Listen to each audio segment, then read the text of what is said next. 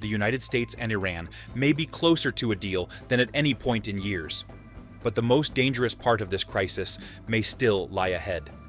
Oil markets already panicked. The Strait of Hormuz nearly shut down. American and Israeli strikes pushed the region toward direct war. And now, suddenly, Washington says diplomacy still has a chance. But Tehran says no agreement is imminent. That gap matters enormously. Because this is not just about Iran's nuclear program anymore. This is about regional power, energy security, and Donald Trump's political credibility before the midterm elections. If these talks collapse, the Middle East could slide into another major conflict. Oil prices could explode again, global shipping could face disruption, and the United States may find itself trapped in a confrontation nobody fully controls. At the center of this crisis sits one narrow waterway.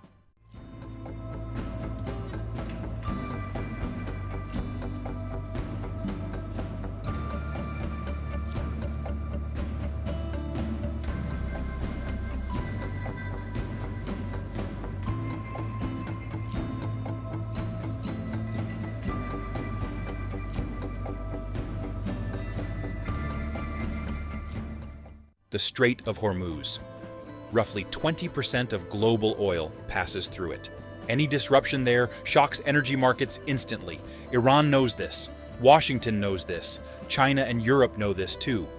And now the entire world watches whether diplomacy survives long enough to prevent escalation. To understand why these negotiations matter, you need to understand how fast this crisis escalated. For years, tensions simmered between Washington and Tehran over Iran's nuclear activities. The United States accused Iran of moving closer toward nuclear weapons capability. Iran insisted its program remained peaceful. Then, the regional environment changed dramatically. Israel intensified pressure on Iranian-linked groups across the Middle East. The United States expanded naval deployments in the Gulf. Iran responded with more aggressive signaling near the Strait of Hormuz. Eventually, direct confrontation followed. Military exchanges between the United States, Israel, and Iranian forces pushed fears of a broader war. Tehran threatened shipping routes. Energy markets reacted immediately. Oil prices surged sharply before easing again on hopes of diplomacy. Now, both sides appear stuck between escalation and negotiation. Washington says it prefers diplomacy, but it also threatens other options if talks fail. Iran signals openness to discussions, while warning no final agreement is close. The first reason these talks matter so much is energy. The Strait of Hormuz acts like a pressure valve for the global economy. Saudi Arabia, Iraq, Kuwait, Qatar, and the UAE all depend heavily on this route for exports. If Iran disrupts shipping there, oil prices spike worldwide. Fuel costs rise in Europe. Inflation pressure increases in the United States. Asian economies face supply shocks. Developing countries suffer especially hard because energy imports become far more expensive. We already saw a preview recently. Markets reacted immediately after fears of closure intensified. Tanker insurance costs jumped. Shipping companies reconsidered routes. Oil prices surged before diplomatic optimism calmed traders again. Iran understands this leverage perfectly. Tehran cannot match American military power directly, but it can threaten global energy flows.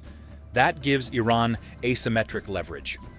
Smaller powers often use strategic choke points this way against stronger rivals. Washington also understands the danger. That explains why American officials emphasize reopening and demining the Strait of Hormuz in potential negotiations. Economic stability matters politically for the White House, especially before elections. But energy is only one layer of this crisis. The second issue cuts even deeper: trust. Neither side truly trusts the other anymore. Iran remembers the United States leaving the previous nuclear agreement under Trump in 2018. Tehran believes Washington could abandon another deal later if politics changes again. Meanwhile, American officials distrust Iran's nuclear intentions completely. That creates a negotiation nightmare. Even if both sides want de-escalation temporarily, They struggle to believe commitments will last. Every concession feels risky. Every delay increases suspicion. That explains Iran's cautious messaging now. Iranian officials stress that no immediate agreement exists, despite American optimism. Tehran likely wants to avoid appearing desperate domestically. Iranian hardliners already distrust negotiations with Washington. Trump faces pressure too. Some Republicans oppose any agreement they consider weak. Critics argue Iran could use sanctions relief to rebuild regional influence while preserving nuclear capabilities indirectly. This explains Trump's language carefully.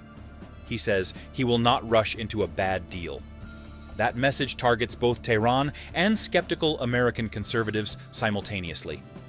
So these negotiations now operate under dual pressure. Geopolitical pressure abroad, political pressure at home. And that creates the third major issue: time. Both sides need time for different reasons. Iran needs economic relief urgently. Sanctions damaged its economy heavily. Inflation remains severe. Public frustration continues growing. Tehran wants breathing room without appearing to surrender strategically. Trump also faces political timing pressure. The longer this conflict drags on, the greater the political risk before the midterms. Rising fuel prices damage incumbents. Extended military tensions create voter fatigue. Poll numbers already show concern among some Republican strategists. That is why the proposed framework matters.